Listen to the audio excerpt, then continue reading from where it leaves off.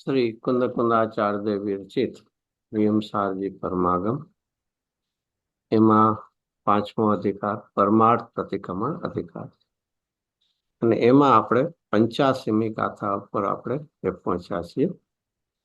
આખી વિષય બધાને ખબર જ છે કે વિષય શેનો ચાલે છે, પરમાર્થ પ્રતિક્રમણ. અને એમાં આખો આત્મા પ્રતિક્રમણ છે એમ કરીને નિર્મળ જે ચારિત્રની ભૂતકાળના દોષથી રહિત પરિણતિ છે એને આત્મા સાથે કેવી કીધી છે, અભેદ કરીને. અને આપણને એ ગાથામાં છેલ્લી લાઈન કઈ આવે છે, તે પ્રતિક્રમણ કહેવાય. કોણ? પ્રતિક્રમણ મયતા કારણ. એ આખી પરિણતિ કેવી થઈ ગઈ છે, દોષથી રહિત આત્મામયની નિર્મળ દશા છે, માટે એનું શું કહેવાય છે, પ્રતિક્રમણ. એટલે એ પર્યાયને આખા આત્મા જ પ્રતિક્રમણ કહેવાય. તે આત્માથી, જેમ સમયસારમાં આપણે જોઈતી ગાતા, એ નિત્ય આવું પ્રતિક્રમણ આલોચના કરે છે, એ આત્મા ચારિત્ર છે. એ રીતે આખી શૈલી અભેદ કરીને એ પદ્ધતિ હોય છે. એમાં આપણને પહેલા તો શુદ્ધાત્મા વિષય બતાવ્યો કે જેના આશય પ્રતિક્રમણ થશે, અને પછી કહે છે આચાર્ય કે આવા અભ્યાસથી તું મધ્યસ્થ થાય તો તને ચારિત્ર થશે. અને ચારિત્રના ભેદ કરે આ હું તને પ્રતિક્રમણ આદિ બધા એના ભેદો તને બતાવીશ. એમાં આવે પેલું કે શું કરવું મારે પ્રતિક્રમણ પર, કે વચન રચના છોડજે, રાગ આદિ છોડજે, અને ક્યાં એકાકાર થજે, આત્મામાં. અંતે બધું આત્મામાં જ કરવાનું હોય. બધું જ્યાં જુઓ ત્યાં શું હોય, અંતે ક્યાં લઈ જાવ છો તમે, આત્મા. કેમ? આત્મામાં જ.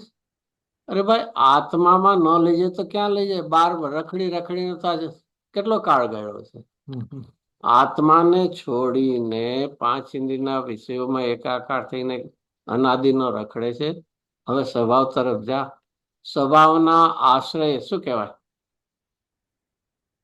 સ્વભાવના આશ્રય કઈ નિર્મળ પર્યાય પ્રગટ નહીં થાય, અને પરમના લક્ષમાં કઈ વિભાવ પર્યાય ઉત્પન્ન નહીં. આખો આ પ્રતિક્રમણ સ્વભાવ. પછી આના પછી 84 ગાથા આપણે જોઈએ, એમાં શું આવ્યા હતા? 2 શબ્દો, વિરાધના છોડજે ને આત્માની આરાધના કરજે. હવે એ શબ્દોને બદલાવીને હવે 85માં ક્યાં કે છે? અનાચાર છોડજે ને આત્માનું આચરણ કરજે. શબ્દો છે ને, શબ્દો બદલે છે, ભાવ તો બધો એનો એ છે કે જો અહીંયા 84માં આરાધના અને વિરાધના હતા શબ્દો, વિરાધના. હવે 85માં જો ક્યાં શબ્દ આવશે? આચાર અને અનાચાર. જો અણાચાર, અણાચાર છોડજે અને આચાર કરજે. આચાર છે શબ્દ. તો આપણે એ ગાથા નો પદ્યાનુવાદ છે સાથે લઈએ. જે છોડી અણ આચાર સ્થિરતા કરે, પ્રતિક્રમણ કહેવાય છે. પ્રતિક્રમણમયતા કારણે. એટલે આ બહુ સરળ ભાષામાં આચાર્ય દેવે આપણને એ જુદા જુદા શબ્દો વાપરે, પણ ભાવ તો એક જ છે. આપણે આમ આવે છે અનાચાર ને અતિચાર એવા શબ્દો આવે છે. આમાં અમિત ગતિ આચાર્યનો જે સામાયિક પાઠ છે ને એમાં આવે છે. 4 વસ્તુની આવે છે. આપણે એટલે એ અતિક્રમ, વ્યતિક્રમ, અતિચાર, અનાચાર. હા, એમાં અતિચાર અને ચાર, અહીંયા 2 શબ્દ છે ને, કે અતિચાર, અનાચાર. એમાં અતિચાર નથી, પણ અનાચાર અને આચાર છે. પણ અતિચાર ને અનાચારમાં શું ફરક આપણે? અતિચાર એટલે અતિક્રમ, વ્યતિક્રમ, અતિચાર ત્યાં સુધીથી તું પાપથી પાછો ફરી શકે પ્રાયશ્ચિતથી. અનાચાર થાય તો એનાથી તું પાછો ફરવાની શક્યતા. અનાચાર એટલે આખા વ્રતાદિનો અભાવ છે. અતિચાર એટલે એ દોડો દોષ છે એમ.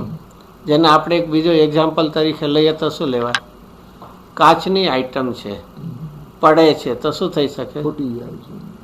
ફૂટી જાય તો એટલે એના છે ને સાંધેલા ઓલો તડ પડે, જેને ગુજરાત ક્રેક, એ હજી ઉપયોગ કરી શકો. પણ ભાંગીને ભૂકો જેને કહીએ એનું શું થાય? કાંઈ નહીં. એમ અનાચાર શેમાં છે? ભાંગીને ભૂકો થઈ ગયો છે. અતિચારમાં શું છે? તડ પડે છે. તો ધ્યાન રાખજે, બાકી તો એમાં તું હજી એમ ઓલું બેમાં એમ. અહીંયા આખું શું છે? અને વિચાર કરવા જેવો છે. અહીંયા છોડી અણાચાર, એ અહીંયા અણાચાર એટલે શું? મુનિ દશામાં કોઈ હોય અને એકદમ ઘર બહારના વિકલ્પોમાં વયા જાય, વેપાર ધંધામાં વયા જાય, એ બધા અણાચાર હશે ને? એટલે છે કે એવા વિકલ્પ એને છે જ નહીં. 3 કશાયના અભાવરૂપ નિર્મળતા છે તો એવા વિકલ્પ છે જ નહીં ત્યાં. એ વિકલ્પ જ નથી. એવા વિકલ્પ નથી. તો કેવા વિકલ્પ છે? એની મોટા ભાગના વિકલ્પ છે શુભ વિકલ્પ જ છે. તો એ બધું આચાર છે ને બધું. હા, એ પણ તો મંદ કશાય. હા, આમ થોડું ઢીલું આવે. અરે આ પરમાર્થમાં તો એ લે છે કે કોઈ પણ વિકલ્પ તારા આત્મામાંથી ચ્યુત કાવે અણાચાર છે. શું એક વ્યવહાર માટે છે, એની કોઈ ના ન પડે. પણ અહીંયા આખું શેના ઉપર પહોંચે છે? પરમાર્થ. કે જેટલી વિતરાગતા છે એ જ શું છે? પ્રતિક્રમણ. પરમાર્થ. જેટલો રાગ છે, ભલે ભૂમિકાનો રાગ, એ પણ એક શું છે? અણાચાર. એક વિચારવા જ ફરીથી મોક્ષ માર્ગ, આ જે પરમાર્થ પ્રતિક્રમણ લઈએ એ શેમાં આવે? બંધ માર્ગમાં કે મોક્ષ માર્ગમાં? તો મોક્ષ માર્ગમાં વિતરાગતા હોય કે રાગ હોય? વિતરાગતા. તો એનો અર્થ શું થયો? જેટલો રાગ આવ્યો એ શું છે? બંધ માર્ગ છે. અને બંધ માર્ગ છે એટલે પ્રતિક્રમણ નથી. કારણ કે રાગ ઉભો તો થયો કે નહીં? ભલે 28 મુનિરાજ જે ફરીથી એ વ્યવહાર પ્રતિક્રમણ કહેવાય છે, એની કોઈ ના નથી. પણ મૂળ જ્યારે તમે પહોંચો કે પરમાર્થ, યથાર્થ, વાસ્તવિક, એ શું કહેવાય? એની આખી વાત છે. આપણને થોડુંક શું લાગે? અજુકતું અટવું કે અરે આવું હોય. 28 મુનિ છે, મુનિરાજ પાડતા હોય છે ને એને આવું પ્રતિક્રમણનું બધું હોય છે. ભાઈ ધીરો થા. તું ચરણાનું યોગનું શાસ્ત્ર વાંચ ને ત્યારે તું ચોક્કસ તું ભજે. પણ અહીંયા તું ક્યાં આવ્યો છે? ફરીથી દ્રવ્યાનું યોગ છે. અને દ્રવ્યાનું યોગમાં પણ આ બધા કહેવાય છે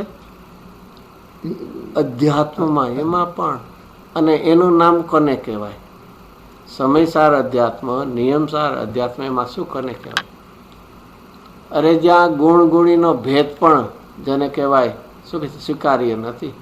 ગુજરાતીમાં સાવ ગુજરાતીમાં કહે છે પાલવતો નથી. કયો ગુણગુણીનો ભેદ. હું નાયક, ભગવાન, આત્મા, જ્ઞાન મારો ગુણ છે, એવું પણ જ્યાં પાલવતું નથી ત્યાં આ એવી દશાની આખી વાત છે. એટલે આ વાંચીને પાછું મૂંઝાવું નહીં કે આ તો શું છે, માંડ માંડ અમે આ ભૂમિકામાં પૈસા, એ બધું છોડાવે.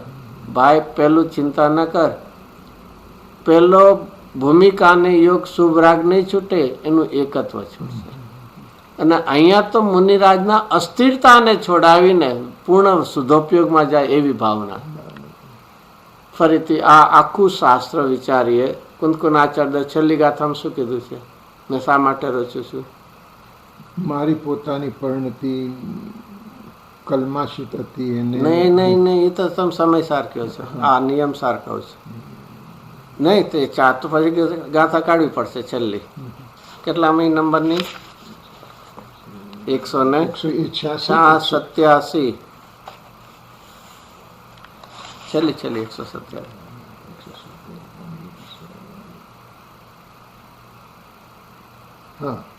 જેમાં છે નિજ ભાવના અર્થે રચ્યું મેં નિયમ સાર સુસાર. ચાલો હવે પછી ઓલું છે પૂર્વાપર દોષ રહી છે અને ભગવાનનો ઉપદેશ જાણ.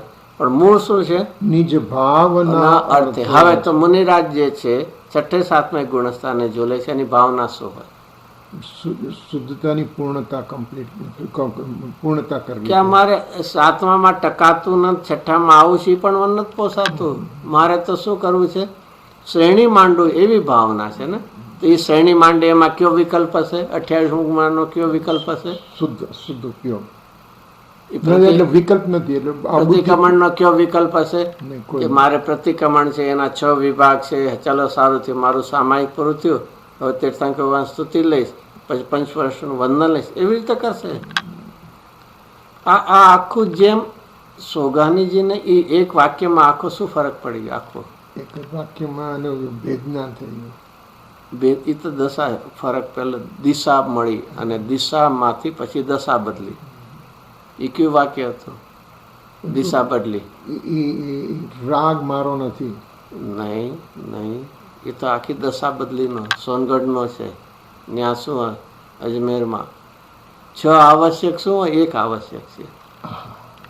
6 આવશ્યક તો શું થઈ ગયા? છ ભાગ વિભાગ થઈ ગયા. વિકલ્પના ભેદ પડ્યા છે. જો એક ફરીથી આ વિચારી લેવું, ક્યારે પણ સાધક દશામાં શ્રેણી માંડે એને જવા દો, એ પહેલામાં ક્યારે પણ ઉપયોગ એટલો વખત લાંબો સમય શુદ્ધોપયોગમાં ન ટકી શકે. અને તો પછી શું થવાનું છે? સવિકલ્પમાં આવવાના છે. ઉપયોગ બહિર્મુખ જવાનો. તો ક્યાં બહાર જશે? ક્યાંય રખડશે? એટલું તો એકત્ર છૂટી ગયું છે, બહાર તો રૂચતું નથી. જેમ કે ને પૂજ્ય બેન છે શું કીધું? ક્યાંય ન ગમે તો આ તો દશા થઈ ગઈ છે જ્ઞાનીને.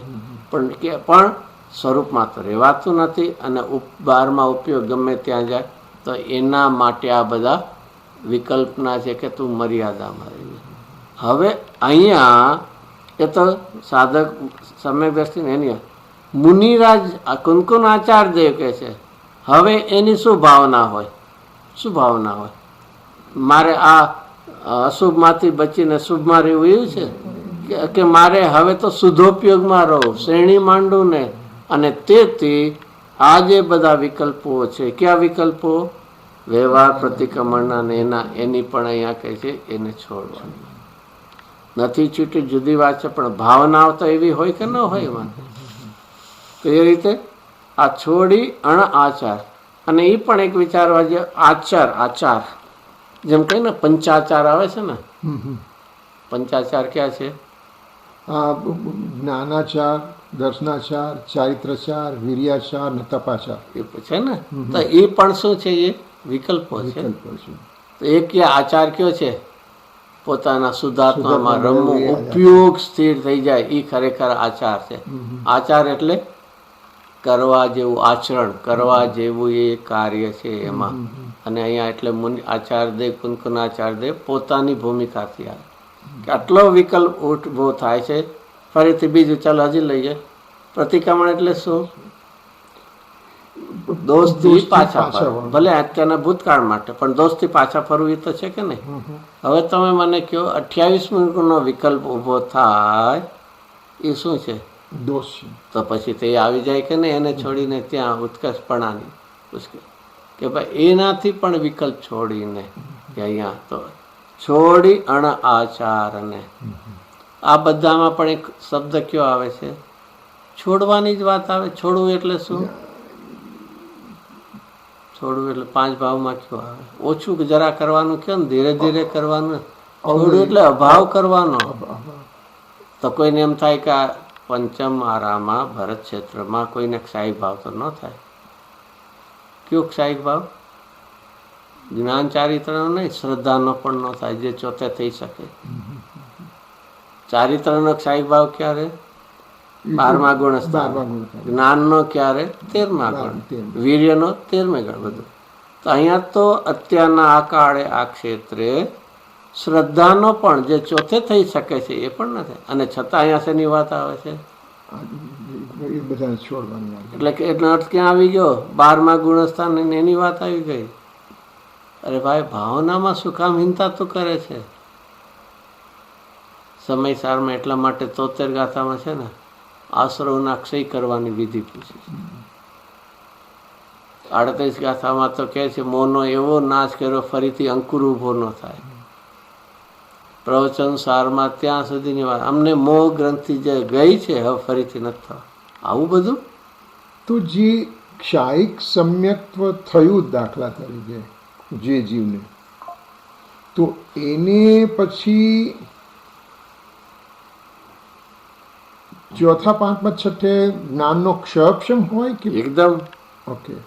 શ્રદ્ધા નથી એટલે એમાં કઈ એવું નહીં. શ્રદ્ધાની અંદર શ્રદ્ધામાં ક્ષાયિક સમ્યક સંતુ એટલે શ્રદ્ધામાં ક્ષાયિક ભાવ છે. પણ જ્ઞાનમાં હજી 13મે નહીં સુધી ત્યાં સુધી ક્ષોભસમ ભાવ છે. વીર્યમાં ક્ષોભસમ ભાવ છે. તો ચારિત્રમાં પણ હજી ક્ષોભસમ ભાવ છે. તો જીવને ક્ષોભસમ સમ્યક્ત્વ હોય કે ક્ષાયિક સમ્યક્ત્વ હોય, કશો ફરક નથી પડતો જ્ઞાન ચારિત્રમાં? નહીં. નહીં. એની જે છે પછી એમાં ચારિત્રમાં પછી વૃદ્ધિ થઈ શકે છે, ગુણસ્થાન જેમ વધે એમ ચારિત્ર. એ તો બરાબર. પણ સાહિક સમ્યક દ્રષ્ટિ છે એટલે એને બધામાં કંઈક થઈ જાય છે એવું નથી. હા, એટલું છે કે શ્રદ્ધાથી ક્યારેય નહીં પડે. જેવી રીતે ચલો શ્રેણિક રાજા છે, એમણે કદાચ ન લીધું પણ સાહિક સમ્યક દર્શન હતું, મુનિ દશા લીધી હોત તો શું થાત? તો છઠ્ઠે નરકમાં ગયા તો એ છઠ્ઠે સાતમામાંથી ચોથા આવી જશે, પણ ચોથેથી નીચે ન જાય. તો ક્ષોક્ષમ હોત તો હજી થઈ શકે. પાતક સાહિક છે એટલે હજી ચારિત્રમાં થઈ ગયું ઓછપ ગુણસ્થાન, પણ શ્રદ્ધાનું જે છે એ તો ધારે છે. એ પ્રકાર છે. અહીંયા ફરીથી અહીંયા કહેવાનું એ તો શું છે કે અહીંયા એક ભાવનાની ઉત્કર્ષતામાં લેવાની વાત છે. ઓલો જે છે આચાર્યદેવને ખબર છે અમે છઠ્ઠે આવશું ત્યારે એ 28 મૂળના વિકલ્પમાં જાઓ, પણ ભાવના શું છે એ, અને એ તે યથાર્થ પ્રતિક્રમણ શુભરાગ રૂપ ન હોય, શુદ્ધતા રૂપ ન હોય, સંવર્ણિજળ રૂપ ને એની વાત છે. તો એ છોડી અણ આચાર. હવે મુનિવ્રત ધારણ કરીને વિપરીતતા કરે એવાની તો કોઈ વાત જ નથી. અહીંયા તો યથાર્થપણે ભાવલિંગી મુનિરાજ છે, 28 મૂળગુણ બરોબર છે, પણ એ પોતાના સ્વભાવમાંથી એ ચ્યુત થાય છે, એ પણ એમને શું છે ખટકે છે. તો છોડી અણ આચારને આચારમાં સ્થિરતા કરે. તે આચાર કયું લેવું? પંચાચારમાંથી કયો લેવું? એક એ આચાર એકે નહીં, એકઈ નહીં, 5 આચારમાંથી એકઈ ન લેવા. પરમાર્થ પ્રતિક્રમણમાં સ્થિરતા કરવાની છે એ અમે અહીંયા 5 આચારમાં સ્થિરતા. અરે ભાઈ એના સંબંધી વિકલ્પ નહીં. બાકી ખરેખર મુનિરાજને જ્ઞાનમાં ઠરે છે એ સાચો નિશ્ચય જ્ઞાનાચાર છે. ઓલા જે વ્યવહાર છે સામે આ પણ આવી રીતે છે. દર્શન આત્મા અથવા શ્રદ્ધા આત્માની સાહિક ભાવ. હવે જો એ જે પહેલો જે છે ને થઈ શકે તો સાહિક સમય ક્યારે થાય છે? ચોથે. પછી કદાચ નિયમથી છપક શ્રેણી માનશે તો એક સાહિક સંકિત થશે જ. ક્ષોક્ષમ છે અત્યારે, અને મુનિ એટલે રાજ હોય, મુનિરાજને ક્ષોપસમ છે. હવે એ જો ક્ષપક શ્રેણી માણશે તો એ ક્ષોપસમમાંથી કયું થઈ જશે? સાહિક સમય દર્શન. હજી ઓલું નથી થયું, ચારિત્ર પણ હજી નથી થયું, સાહિક જ્ઞાન પણ નથી થયું, પણ ત્યારે ક્ષપક, અને તેથી એ એમાંથી પાછા જ નથી આવતા. હવે શું કરતા જાય છે? ક્ષય કરતા જાય છે. તો ક્ષય શ્રદ્ધાનું પેલું થઈ ગયું, પછી ક્ષય, 12મે ક્ષય, અને એથી એ કોઈ દી પાછા નથી. અને ઓલા ઉપસમ શ્રેણીમાં શું થાય છે? એ 11 થી 1.5 થઈ જાય, એટલે એ દબાવતા જાય છે. એટલે એક વાત. અને કદાચ સાહિક સંકેતી હોય, મુનિરાજ હોય છે, એ ઉપસમ શ્રેણી પણ માંડી, પણ 11માંથી પડશે, પણ ચારિત્રમાં ગુણસ્થાન ઓછું થઈ જશે, પણ શ્રદ્ધાનું જે છે એ ચોથાથી નીચે ક્યારેય નહીં. એટલે દ્વિતીય ઉપસમ છે એ એક જ ખાલી ઉપસમ શ્રેણી જ માંડી છે, દ્વિતીય ઉપસમ. એ તો ઉપસમ છે. અને સાહિક સમ્યક દર્શન જેને છે એ 2 શ્રેણી માંડી છે. ચાલો આ તો બીજું.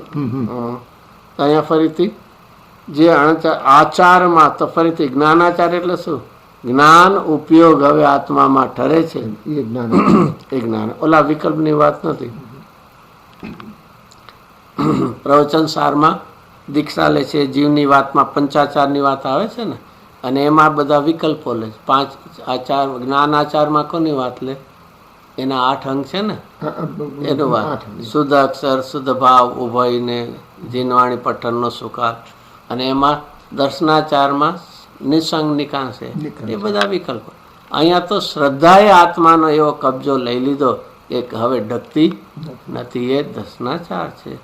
એવી જ રીતે ચારિત્રાચાર, પોતાની પણતિમાં શુદ્ધતાની વૃદ્ધિ 3 કસાયની થઈ, નિર્મળ પણતિની રચના કરે છે, વીર્યાચાર છે. અને ઈચ્છાનો અભાવ, ઈચ્છા નિરોધ તપ, એ ખરેખર જેટલી ગયું એટલું શું છે? તપાસ. એ નિશ્ચયપણે આ એનું નામ અહીંયા એ આચારમાં સ્થિરતા કરે. એટલે એવું એમની પણતિ પ્રગટ થાય, અથવા તો ચારિત્ર સ્વરૂપ આત્મામાં સ્થિરતા. અહીંયા આચારમાં સ્થિરતા કરે એટલે શું છે? આચારમાં એટલે ચારિત્ર સ્વરૂપ આચાર. એ પણતીની ધારા છે, અથવા આચાર સ્વરૂપ ચારિત્ર સ્વરૂપ આત્મામાં ઉપયોગ જામે. અહીંયા પર્યાયમાં જામે છે એમ એવું ન લેવા, આવી પણતી અને પ્રગટ થાય છે, અને તો તેને શું કહેવાય છે? પ્રતિક્રમણ કહેવાય છે. શા માટે? પ્રતિક્રમણમય થઈ ગયો છે. એની પણતી એવી એ દોષોથી રહિત થઈ છે, અને એને આત્મા સાથે અભેદ કરી. એનો અનિવાર્ય છે જે જીવ અનાચાર છોડીને, જે જીવ કરીને શું વાત લીધી? એટલે આ પરમાર્થ પ્રતિક્રમણમાં સ્થિત છે એ જીવ. એટલે આવું કરનારા બધાય નથી હોતા. આખા બધા જે ફૂલ સેટ છે જીવનો, એમને એમાં એનો સબસેટમાં જે જીવ હવે શું કરે છે? અનાચાર છોડીને, ફરી અનાચાર, કોઈ પણ પોતાના વિકલ્પને છોડીને ઉપયોગમાં હવે સ્થિર રહે છે, તો એ વિકલ્પોને છોડીને આચારમાં સ્થિર ભાવ કરે છે. શુદ્ધોપયોગ દશામાં આવે છે. આચાર એટલે હવે કેવું છે? શુદ્ધોપયોગ દશામાં સ્થિર ભાવ કરે છે. જો આ ચારિત્રને માટે સ્થિરતા, લીનતા, એકાગ્રતા જામી જાય છે. ઉર્દા તો ઘણા કરે, એમાં રમે છે, એમાં લીલા કરે છે, બધા ઘણા શબ્દો. અને એ કોને દેખાડે છે? હવે ઉપયોગની સ્થિરતાની માટે. શ્રદ્ધાની પણતી તો એક ધારાએ પોતાના સ્વભાવને પકડીને બેસી જ છે. હવે શેમાં થાય છે? ચારિત્રમાં થાય છે. તો એ ઉપયોગને તમે જ્ઞાનમાં લેશો ને ચારિત્રમાં લેશો? નહીં, ઉપયોગ હવે પર્સનમાં આત્મામાં જાય તો ચારિત્રમાં વિકલ્પથી રહિત નિર્વિકલ્પ થાય. ઉપયોગ કેવો થયો? નિર્વિકલ્પ. બહિર્મુક્તામાંથી કેવો થયો? અંતરમાં. તો ચારિત્રમાં શું થયું? સવિકલ્પમાંથી નિર્વિકલ્પ. શ્રદ્ધાની પણ તો ધારા છે એમાં. તો એ આચારમાં સ્થિર ભાવ કરજો. અસ્થિ નાસ્તિ, ઓલામાં આગળ આવ્યું હતું ને વિરાધના અને આરાધના, અહીંયા બે ઓપોઝિટ. એ કરે છે તે જીવ પ્રતિક્રમણ કહેવાય છે. જીવને પ્રતિક્રમણ, અમે તો એમ સમજીએ પ્રતિક્રમણ એ શું છે? ક્રિયા છે. પ્રતિક્રમણ એ પણતી છે, ફરી છે ને કે ભાઈ આ અધ્યાત્મની આખી શૈલી છે. શુદ્ધ નહીં ભૂતાર્થ છે. શુદ્ધ નહીં તો વળી એને તમે ભૂતાર્થ કરો, અને પાછું એમ કે ભૂતાર્થને આશ્રિત જીવ સુદ્રષ્ટિ, તો શુદ્ધ નહીં ભૂતાર્થ, અને ભૂતાર્થનો આશ્રય સમ્યક. એટલે એક પૈરાઈનો આશ્રય લે છે સમકીથી કે ના ભાઈ શુદ્ધ નહીં, એટલે ત્યાં શુદ્ધ નહીંનો વિષય લેવો. જ્યાં હોય અર્થ એવું સમજ. એમ અહીંયા પ્રતિક્રમણ કહેવાય. પ્રતિક્રમણમય તો દશા છે. અરે ભાઈ, એ નિર્મળ પર્યાય કોના સાથે અભેદ થઈ છે? પેલી પણતી ક્યાં? વિકલ્પોમાં ને એમાં એકાકાર હતી. હવે એ જ પણતી કોનામાં છે? દોષ છોડીને સ્વભાવમાં એકાકાર. એને જ પ્રતિક્રમણ કહેવાય. કારણ કે 13મી ગાથાને શુદ્ધ નહીંની ડેફિનેશન આપી 14માં. એટલે એનો વિષય આપ્યો. અને અહીંયા પણ છે કે ભૂતાર્થ નહીં એટલે શુદ્ધ નહીંથી નવ તત્વને જાણો. એ પણ એક એટલે 13-14 બંને લઈ શકાય. એટલે આપણે નહીંની ડેફિનેશન શુદ્ધ નહીંમાં એક ખાસ વિષય માટે 14 ગાથા બહુ સારી. અહીંયા તો એક ભૂતાર્થ નહીંથી નવ તત્વને જાણે, એમાં નવ તત્વનો ભેદ ગૌણ થઈ જાય, અને એક શુદ્ધાત્મા આવે. એ અંત એ જ છે, પણ આમ ખીલી રીતે વધારે એ છે. એટલે શુદ્ધ નહીં ફળનું કયા છે? આપણે કેમાં આવે છે? 120 ને 121 કરો. ચલો અહીંયા ટીકા લઈએ. અહીં જો આ દરેકમાં આપણે વાંચીએ છીએ ટીકામાં પહેલું જ કે આમાં આ ગાથામાં શું વિષય આવશે એ વાત. અહીં એટલે આ ગાથામાં એ સમજી જ લેવું, ન લખ્યું હોય તો પણ. આગલી ગાથામાં ખાલી અહીં હતું ને, અહીં હતું ખાલી. અહીં આત્માની આરાધનામાં, અહીં એટલે આ ગાથામાં. એમ અહીં આ ગાથામાં નિશ્ચય ચરણાત્મક પરમ ઉપેક્ષા સંયમના ધરનારને, જો શબ્દ શું આપ્યો છે? નિશ્ચય ચરણ સ્વરૂપ.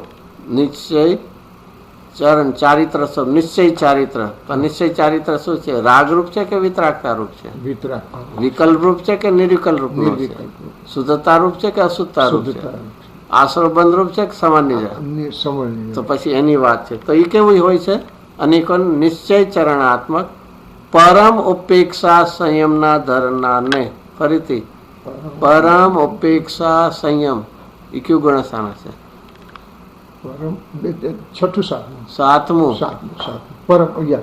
સાતમું શુદ્ધોપયોગની દશા છે. અને એમાં અપહૃત સંયમ છે, આમાં જ કદાચ આવશે. એમાં જે છે ને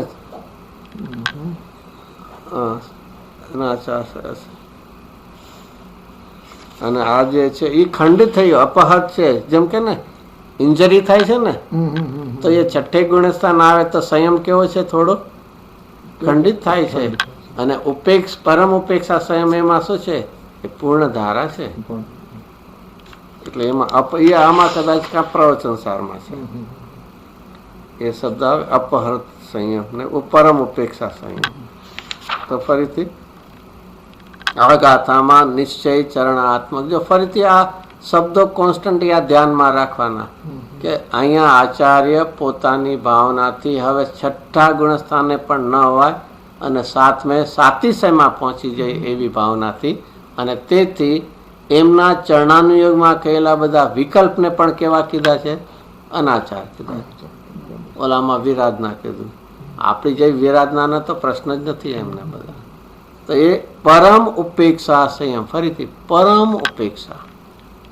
ઉપેક્ષા સ્થિરતા, પરમ ઉપેક્ષા સંયોગ નથી, ઉપેક્ષા કરીને એવું સંયમ એમ. પરમ ઉપેક્ષા સંયમ. અસ્થિરતાનો રાગ પણ અત્યારના બુદ્ધિપૂર્વકનો નથી રહ્યો, અબુદ્ધિપૂર્વકનો. એનું નામ પરમ ઉપેક્ષા.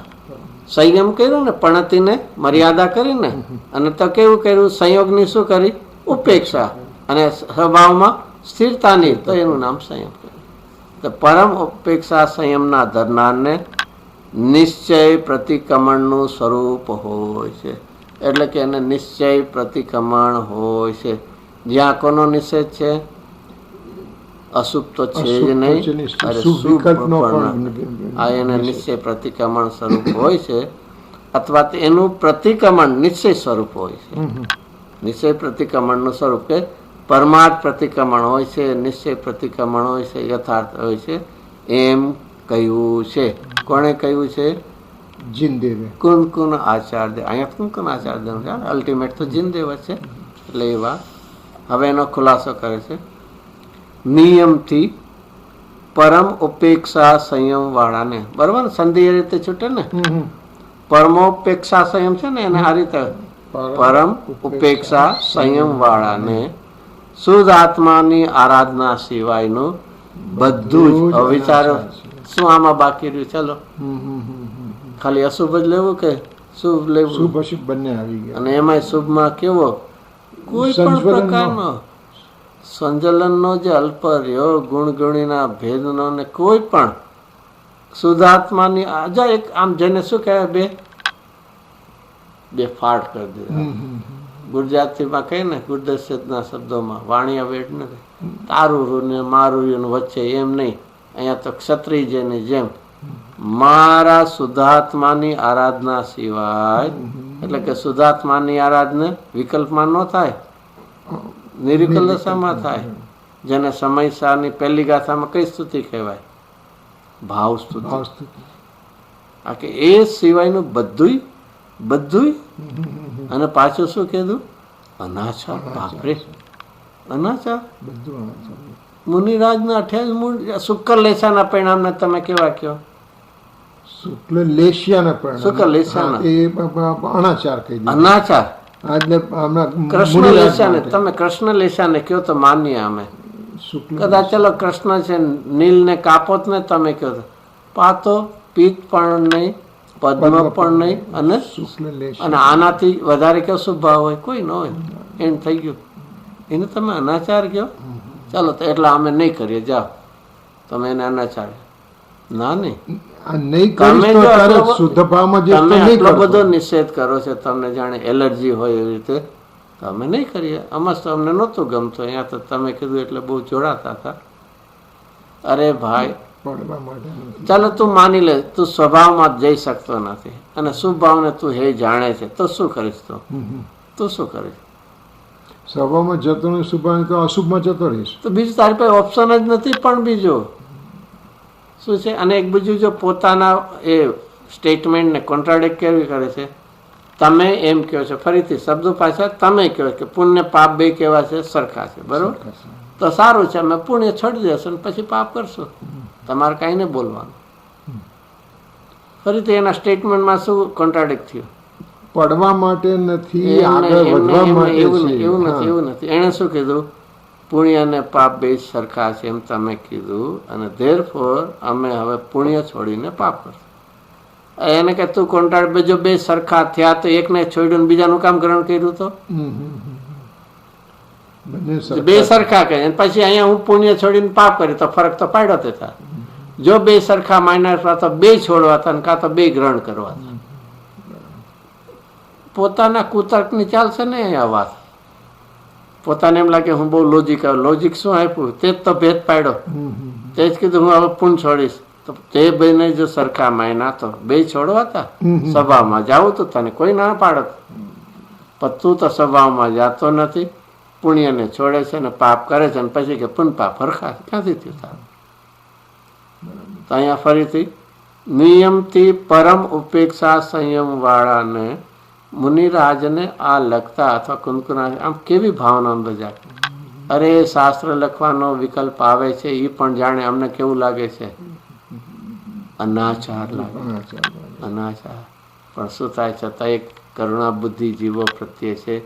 અરે જે આવા પંચમ કાળમાં જૈન કુળમાં જૈનમાં છે, આર્ય ક્ષેત્રમાં છે, તો કાંઈક એના આત્માનો હિત કરીને તો લઈ જાય આવું કરીને.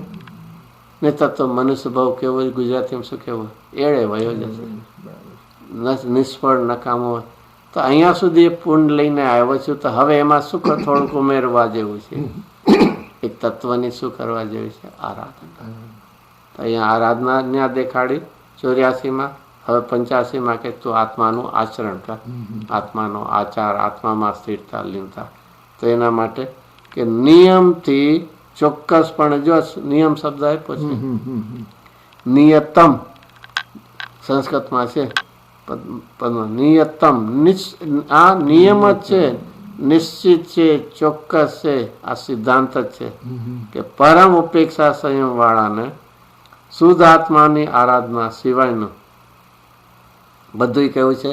અને અનાચાર ન હોત તો છોડ્યું શું કામ? અનાચાર એ ક્યારે કરશે? એને છોડવા લાયક છે, છોડવા લાયક માણસ એનું સ્વીકાર્યું છે એટલું ને એના વધી ગયા ને એટલે તો ઉપયોગને સંકેલી લીધો છે. આ આખું જેને કે ને સાધક દશા, અંતરાત્મ દશા, એનો અર્થ શું કહેવાય? આપણે ઉપયોગને હવે શું કરતા જાય છે? સંકેલતા જાય, સમેટતા જાય છે. જેટલું બને એટલું બહિર્મુખતામાંથી અંતર થવાનો એ પ્રયત્ન એ કરે છે. એનું નામ અહીંયા તો મુનિરાજમાં 7મે ગુણસમાં પરમ ઉપેક્ષા સંયમવાળા ને શુદ્ધ આત્માની આરાધના છે. હવે આમાં શું, બીજી ભાષામાં શું કહે? આમાં છૂટ પૂછતો નહીં, સઘળું કહી દીધું છે. શુદ્ધ આત્મા સેવાનું બધું જ આત્માને બધું કેવું છે? અનાચાર. અનાચાર એટલે એવું આચરણ કરવા જેવું નથી, એવું પરિણમન કરવા જેવું નથી. અને તો શું કરે? તેથી શું કરે છે? તેથી તેથી જ પછી એનું ફૂલ સ્ટોપ ક્યાં આવે છે? એ વાક્યનું તેથી જ શરૂ કર્યું છે ત્યાંથી. પેરાગ્રાફ પૂરો થાય ત્યાં સુધી. હા, એટલે ત્યાં સુધી પણ છે. અને વચ્ચે જે કરું તો તેથી સ્થિર ભાવ કરે છે ને, એના પછી એક લાઈન છોડીને સ્થિર ભાવ કરે છે. બાકી તે પાછી તો તે પ્રતિક્રમણ કહેવાય છે, અને તે એ પ્રતિક્રમણમય છે. એટલે આખું તો પેરેગ્રાફ પૂરો થાય ત્યાં સુધીનું છે. તો અહીંયા આપણે કહીએ એ આ બધો અનાચાર લાગ્યો એમને મુનિરાજને. શેમાં? કે વિકલ્પમાં ઉપયોગ હજી કેવો થઈ જાય છે? ચલિત થાય, સંચલિત, થોડો અલ્પ થાય છે ને, સ્વભાવથી ચલિત થઈને. હવે તો એને મારે નથી કરવું, અનાચાર છે, તો એ શું કરે છે? ઉપયોગને શું કરે? સ્થિર કરે. એટલે આવી ગયો, સ્થિર કરે છે, સ્થિર ભાવ કરે છે, ઉપયોગને સ્થિર કરે. હવે ઉપયોગને સ્થિર કરવા માટે શું કરવું પડે? સહજ વૈરાગ ભાવના રૂપે પણ મેં છે. આવો શબ્દ પરિણમો થકો. આપણે એટલા ટુકડાથી વાંચશું તો સહેલું પડશે. ફરીથી શું અલ્ટિમેટ ભાવના છે મુનિરાજને? મુનિરાજને શું ભાવના છે? કે આ અનાચાર વિકલ્પની પરિણતિ થાય છે એ બધું શું છે? અનાચાર એ મારે છોડવું છે, મારે કરવું નથી. તો એમાં વિકલ્પમાં શું હોય છે? ઉપયોગ સ્થિર છે કે ઉપયોગ થોડો ચંચલિત? સ્થિર કરે છે. એકત્વ તો નથી પણ હજી અસ્થિરતાનો છે કે નહીં? તો એના માટે હવે શેનો પ્રયત્ન કરે છે? સહજ વૈરાગ્ય સ્થિર ભાવ કરે છે. હમ. ઓલું અસ્થિરપણું હતું, ચંચલપણું હતું, હવે એમાંથી શું કરે છે? સ્થિર ભાવ કરે. હવે મારે સ્થિર ભાવ કરવો હશે તો શું કરવું પડશે? સહજ વૈરાગ્ય ભાવ કે રૂમ એકદમ બંધ કરી દઉં, લાઇટ બંધ કરી દઉં, કોઈને આવવાની મનાઈ કરી દઉં, બધું કરી દઉં તો સ્થિર થઈ જાય ને? સહજ વૈરાગ્ય ભાવના રૂપે પરિણમ્યો થકો. જો ફરીથી રાગમાં ઉપયોગ કેવો થઈ જાય છે? ચલાયમાન થાય. અને એના માટે વૈરાગ્યમાં સ્થિર થાય છે. કેમ વૈરાગ્યમાં સ્થિર થાય છે? કે એને વૈરાગ્ય સ્થિર થાય છે એટલે એ પોતે અણાચારથી છૂટી જાય છે. હું જ કહું છું, સ્થિર ભાવ માટે વૈરાગ્યની શું જરૂર છે? વૈરાગ્ય ભાવના રૂપે પરણીને એ સ્થિર થાય છે. તો વૈરાગ્ય અને સ્થિરને અરે જ્યાં સંયોગ પ્રત્યેને ઉદાસીન ને બધું થયું તો ઉપયોગ ત્યાં કેમ ટકશે? ઉપયોગ ત્યાંથી પાછો ફરીને ક્યાં જશે? આત્મામાં વિભાવેથી થંભી સ્વરૂપ ભણી દોડે. પરિણતિ. કોઈ ફ્રેન્ડને ત્યાં ને ત્યાં અથવા સગાને ત્યાં કંઈક પ્રસંગ હોય તો આપણે શું થાય? ચલો ભાઈ એને ઘરે પ્રસંગ, આ પહેલાંની જમા, અત્યારના તો હવે બધું કાંઈ ઇવેન્ટ ઓર્ગેનાઇઝ દઈ દીધું એટલે પહેલાં તો ચલો એના ઘરે જઈએ. ઘણી વાર તો સાંજના કાંઈ કામ હોય તો આપણે હેલ્પફુલ થશે. પણ એ રીતે સાંજ પડ્યો એમને જાય છે, એ કહે છે ના અમારું કામ તો બધું થઈ ગયું વ્યવસ્થિત, તમારે કાંઈ. તો એ ભાઈ ક્યાં જશે પછી? પોતાના પાછા ઘરમાં આવશે કે નહીં? એમ અહીંયા મુનિરાજે જોયું છે કે બધા કોઈ સંયોગોમાં ક્યાંય સુખ છે નહીં તો પરણતી નહીં. હવે ઉપયોગ ક્યાં પાછો? અને તેથી આ વૈરાગ્ય છે એના ફેરમાં સ્થિરતા છે. અને પાછો કેવો વૈરાગ છે? સહજ વૈરાગ્ય. અને વૈરાગ્યની પાછી ભાવના. આટલા 3 શબ્દ છે. આપણે સહજનો અર્થ લીધો તો એ કોઈ પ્રસંગ આધારિત વૈરાગ્ય નથી. પ્રસંગ આધારિત કરીશ તો થોડા કાળ પછી પાછા એવા ને એવા રાગમાં વયા જશું. આ તો કેવો છે? સ્વભાવના સ્વભાવથી. જેમ જ્ઞાન પોતાના સ્વભાવ આશ્રય છે એ રીતે આ વૈરાગ્ય દશા અને જ્ઞાન અને વૈરાગ કેવા છે? જ્ઞાન ને વૈરાગ્ય એક સાથે એક સાથે જ છે, અવિનાભાવી એક સાથે છે બે. જેવી રીતે જ્ઞાનને આનંદ સાથે છે એમ જ્ઞાન અને વૈરાગ્ય થયા. તો સહજ વૈરાગ્ય અને પાછું વૈરાગ્ય ભાવના છે, ખાલી ભાવ નથી. આમ ભાવ અને ભાવના શું ફરક છે? એક જ.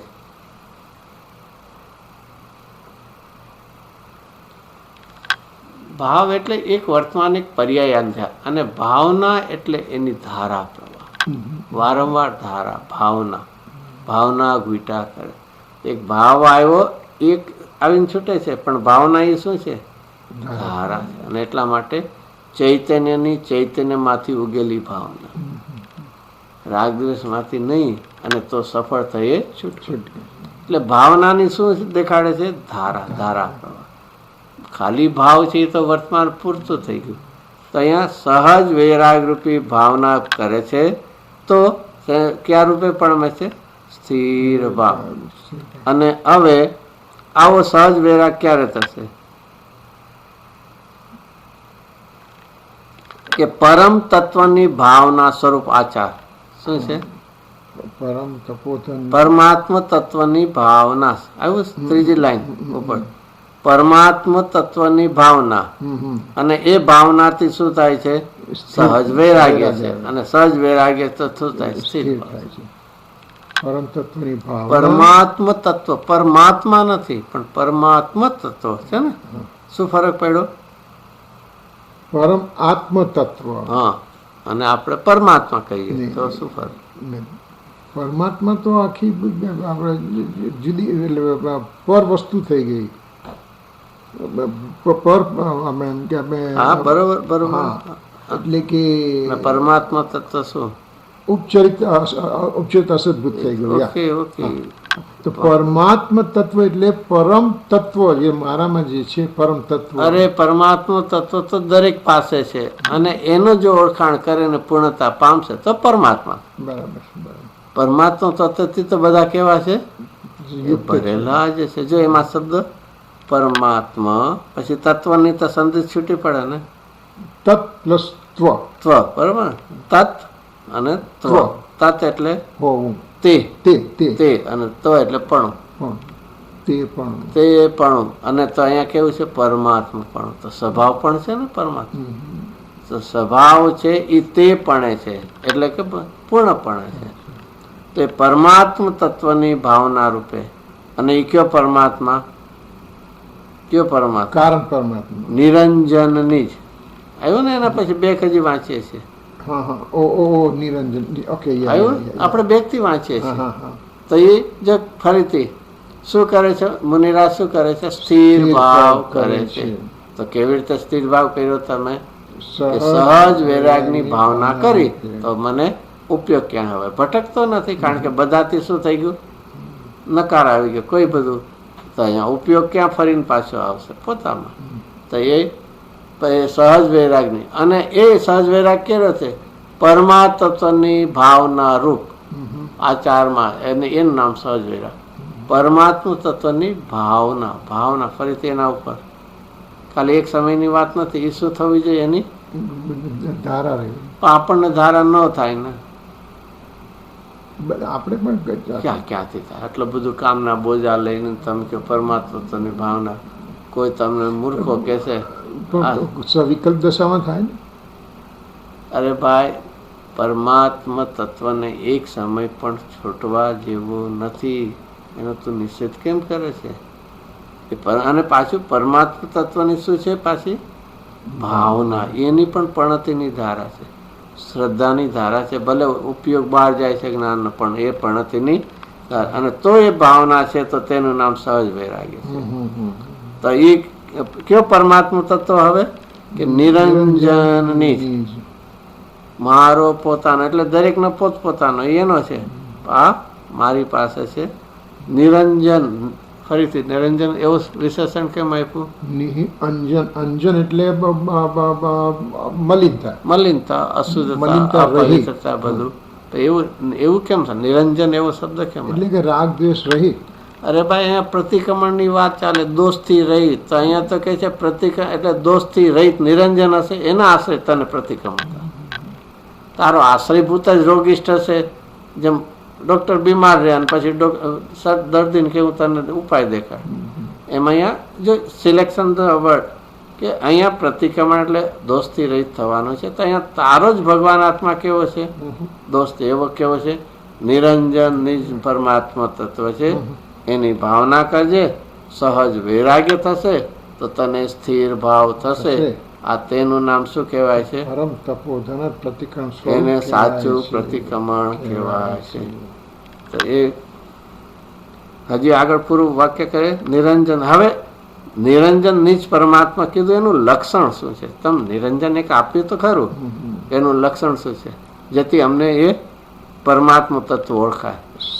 પરમાત્મા તત્વ પોતાનું લીધું અને હવે એનું વિશેષણ લક્ષણ આપો. સહજચિત વિલાસ લક્ષણ. જો કેટલા આચાર્ય મુનિરાજને શબ્દો ઓછા પડે છે. સહજ, ફરીથી સહજ આવ્યું.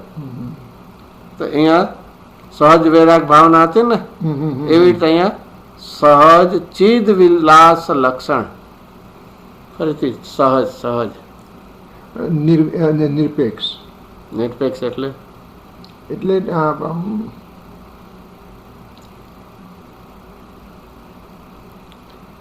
શાસ્ત્ર આધારિત નથી, અનુમાન નથી, પરોક્ષ નથી. અહીંયા પોતાની દશા છે આખી. અને એમાં ક્યાંય બહારમાં એનું અવલંબન હવે છૂટી ગયું છે.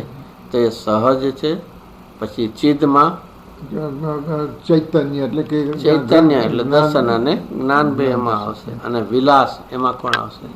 એટલે એમાં રમણતા, સુખ આવી ગયું. ચારિત્ર પણ આવ્યું અને સુખ પણ આવ્યું.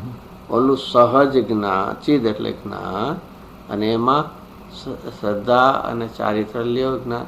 અહીંયા સાથે સુખની વાત છે.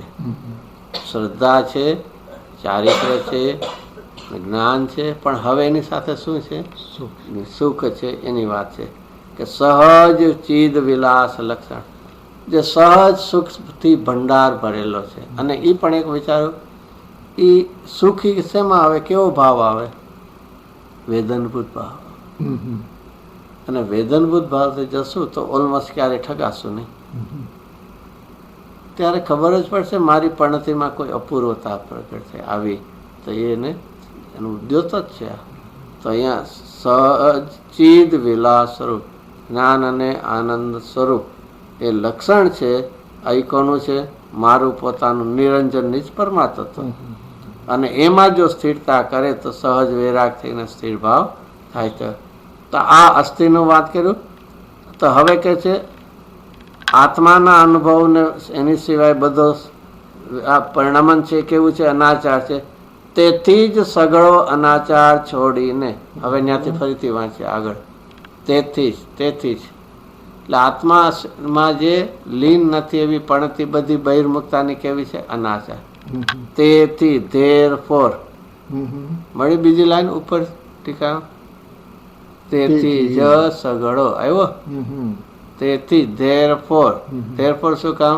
આત્માની આરાધના સિવાય બધું કેવું છે? વિરાધના છે. કેવું છે? અનાચાર છે. અને તેથી સઘળો અનાચાર છોડીને, બધા વિકલ્પો બુદ્ધિપૂર્વકના છોડીને, સઘળો અનાચાર છોડીને નાસ્તિ કરી. તો અસ્તિ શું છે? સહજ ચિદ વિલાસ લક્ષણ નિરંજન નિજ પરમાત્મ તત્વની ભાવના. આવું વિશેષણ એટલા માટે કે તું ઠગાતો નહીં. તું જોઈ લેજે, એમાં સહજ જ્ઞાન છે, વિકલ્પાત્મક છે, અનુમાન છે, એવું નથી. સહજ પોતાના સ્વભાવના અસર કરે. અને એની સાથે કેવું છે? આનંદ. અને એવા પરમાત્મા તત્વની ભાવના. અને તેથી એ આચારમાં જો નીચે ખુલાસો છે, ફૂટનોટ વાંચીએ, આચારમાં છે ને, સહજ ચૈતન્ય વિલાસાત્મક નિર્મળ નિજ પરમાત્મા તત્વને ભાવવું એટલે કે અનુભવવું, તે જ આચારનું સ્વરૂપ છે. તે જ ખરેખર સ્વરૂપ છે. એટલે તે જ ભાવના સ્વરૂપનો, તે જ ખરેખર શું છે? એ ભાવના છે. તો ફરી આવું આવ્યું તું, આવું ક્યાંક શબ્દો સહજ ચૈતન્યના વિલાસ સ્વરૂપ. અહીંયા સહજ ચૈતન્ય વિલાસાત્મક કેવો છે? ક્યાં આવ્યું? સહજ ચૈતન્યના વિલાસ સ્વરૂપ આત્માને ભાવવું છે, એવું આવ્યું હતું. 77 થી 81 એમાં જો 77 થી 81 બોલમાં કેવું ને, આ નથી, આ હું નથી, એવું નથી. જેવું કેવું જો આવી ગયા એમાં આવી આવ્યું. હું શરીર આદિ બાલાદિ અવસ્થા ભેદન સહજ ચૈતન્યના વિલાસ સ્વરૂપ. તો અહીં આવ્યું સહજ ચૈતન્ય વિલાસાત્મક. આત્મક એટલે સ્વરૂપ. આવી ગઈ વાત ખરે. બસ આચાર મુનિરાજ બે, આચાર મુનિરાજ બે ને આપણને શું છે? જો ભાઈ આ તારો વિષય છે, હવે તારે જેટલી એમાં લેવું કાઢતું. તો એ વિષય કોણ છે? સહજ ચૈતન્ય વિલાસાત્મક નિર્મળ નિજ પરમાત્મ તત્વને. ચલો આ શેનું આવ્યું પાછું? ટીકામાં ક્યાં શબ્દો હતા? નિર્મળ નિજ પરમાત્મા તત્વ અહીંયા ઉપર આવ્યું ને. હા, ક્યાં આવ્યું? સહજ. અરે ટીકાની ઉપરથી બીજી લાઈન છોડીને પછી જો આ બીજી લાઈન, બીજી અનાચાર છોડીને હજી તેથી સગળો અનાચાર બસ હવે સહજ ચિદ વિલાસ લક્ષણ આવ્યું ને, તે અહીંયા છે સહજ ચૈતન્ય વિલાસાત્મક આવ્યું. ચિદ એટલે ચૈતન્ય અને વિલાસ અને આત્મક એટલે સ્વરૂપ આવી ગયું. હવે હજી પણ છે. પછી એનાથી આગળ કયો છે? નિરંજન. એના માટે અહીંયા કોઈ શબ્દ વાપરો ફૂટનોટમાં? નિર્મળ. કારણ કે અંજન ગઈ ને, અશુદ્ધતા ગઈ ને, તો કેવું છે? નિર્મળ. અને પછી સાતો શું છે? નિજ પરમાત્મા તત્વ. એ બે કોમન આવી ગયા કે ને, બધા ઉપરના છે. તો એને ભાવવું, નિજ પરમાત્માની ભાવના સ્વભાવ ને, ભાવના તેને ભાવવું એટલે કે અનુભવવું. ખાલી વિકલ્પ નહીં, અનુભવવું. અને તે જ આચારનું સ્વરૂપ છે. ક્યાં આચારનું સ્વરૂપ છે? અનાચાર રહિતનું. એટલે આત્માની આરાધના રૂપનું. આત્માની આરાધના એટલે નિર્મળ પર્યાય રૂપે આચારનું એવા આચારમાં જે પરમ તપોધન સ્થિરતા કરે છે, આવ્યું પરમાત્મા સ્વરૂપ એમાં જે હવે સ્થિરતા કરે છે એ રૂપે સ્થિર ભાવ આવ્યો ને, તેમાં સ્થિરતા કરે છે એવો સ્થિર ભાવ થાય છે. અને એ પોતે જ કેવું છે, પ્રતિક્રમણમય છે. પ્રતિક્રમણ છે. ઓલામાં પ્રતિક્રમણમય છે, અહીંયા પ્રતિક્રમણ છે. તે પરમ તપોધન જ પ્રતિક્રમણ સ્વરૂપ કહેવાય છે. કારણ કે પરમ સમરસી ભાવના રૂપે જો ફરી ફરીને શું આપે છે, સમરસી ભાવ ક્યાં હજી એનાથી એમાં જો આવ્યું બસ કારણ કે ટીકાની છે નીચે, હવે આ 85 એનાથી પર જો તે પરમ પૂર્ણ કરતા હજી ઉપર હા બસ હા છે ને આગળ. પ્રતિક્રમણમય છે. કારણ કે તે પરમ સમરસી ભાવના, કારણ કે પરમ સમરસી ભાવના રૂપે જો ફરીથી ઓલામાં શું આવ્યું હતું, પરમ ઉપેક્ષા આવ્યું હતું, એટલે ઉત્કૃષ્ટ જ છે આખું એમ વાત કે તે પરમ તપોધન તે પરમ સહજ વૈરાગ્ય ભાવ કરે છે. તે પરમ તપોધન જ પ્રતિક્રમણ શરૂ કરે છે. પરમ તપોધન, તપોધન તો છે પાછા પરમ એટલે હવે શુદ્ધોપયોગમાં, ઉત્કૃષ્ટ શુદ્ધોપયોગમાં. તો એ સ્થિર કે તે પરમ તપોધન જ એટલે આવા શુદ્ધોપયોગમાં બિરાજમાન મુનિરાજ જ પ્રતિક્રમણ સ્વરૂપ કહેવાય છે. સ્વરૂપ જ આખું પર્યામાં જેવું સ્વભાવ હતો એવું પરમન એ થયા છે. કારણ કે તે પરમ સમરસી ભાવના રૂપે, પરમ સમરસી, પરમ અને સમરસ, એમાં જ્યાં વિકલ્પો નથી, ઈષ્ટ અનિષ્ટ તો નહીં, પુણ્ય પાપનો નહીં, પણ પુણ્યમાં પણ એવા નથી. એવું કે પરમ સમરસ, વિતરાગતા રૂપ, શાંત રૂપ, જેને કહે ઉપસમ રસ ભરપૂર, તો અકસાય પણ ભાવના રૂપે પૈણમો જા એની વાત છે, વાતની વાત નથી. પૈણમો થકો એ સહજ પ્રતિક્રમણમય કહેવામાં આવે છે. પણતિમાં આવું પ્રતિક્રમણ પ્રગટ્યું તો તે કેવા રૂપે પ્રતિક્રમણ પડ્યું, સમરસી ભાવના રૂપે. આ એકમાં આપણે વિચારતા જેવું કે મેં આજે પ્રતિક્રમણ કર્યું એમ જો હું ક્લેમ કરું તો શું થવું છે, મારા જીવનમાં શું થવું છે, પરમ સમરસી ભાવના રૂપે પણ પડશે તને. પછી આણે તો મારા શું કર્યું, ચલો નિંદા જવા દે, એને મારા વખાણ કર્યા, એ તો સારું કે નહીં. તું પરમ સમરસી ભાવે નથી પહેણમાં શું છે, અરે એવું લક્ષ કેમ જાય છે ત્યાં.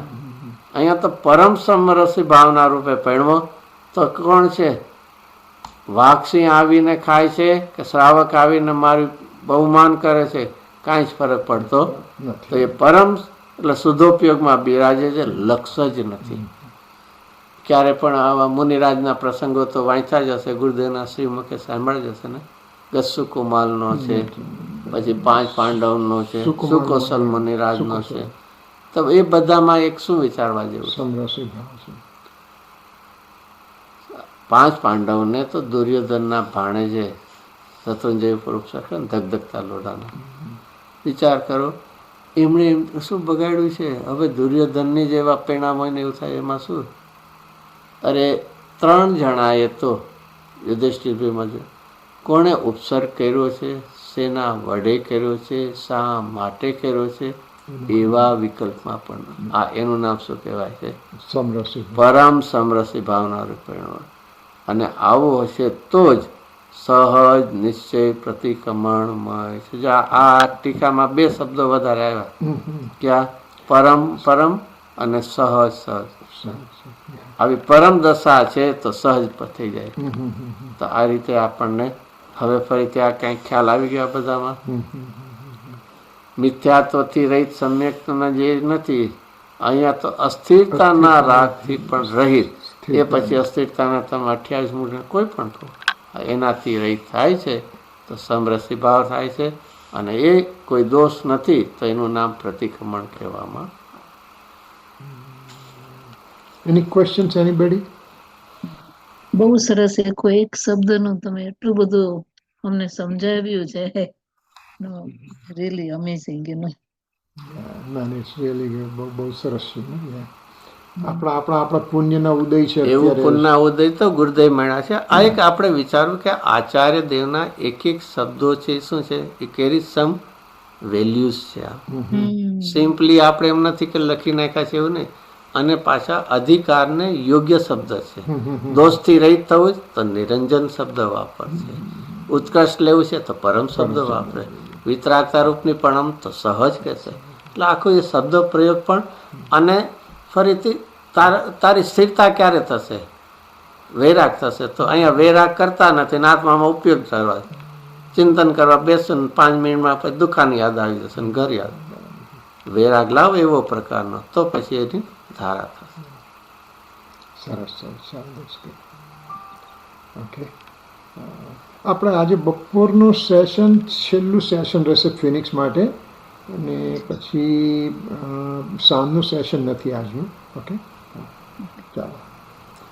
નિજ નિધિ નિજ મેં बताई यही अनंत उपकार है इसके लिए जिनवाणी को वंदना सतबार है जावाणी के ज्ञान से सृजे लोकालो सोवाणी मस्तक नमो सदा देत 9 times नमो का मंत्र.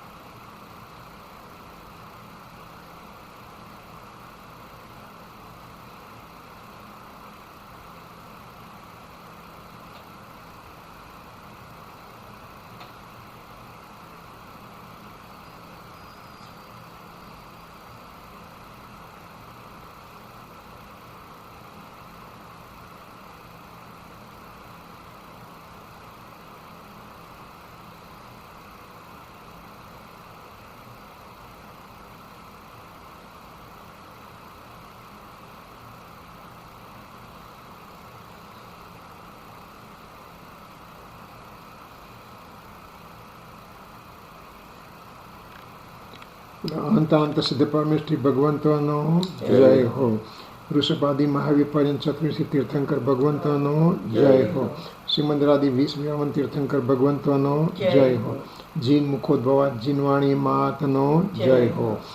મહાવિદેશથી શ્રીમદ સ્વામીના સંદેશા લાવનાર શ્રી કુંકુનાચાર્ય દેવનો જય હો.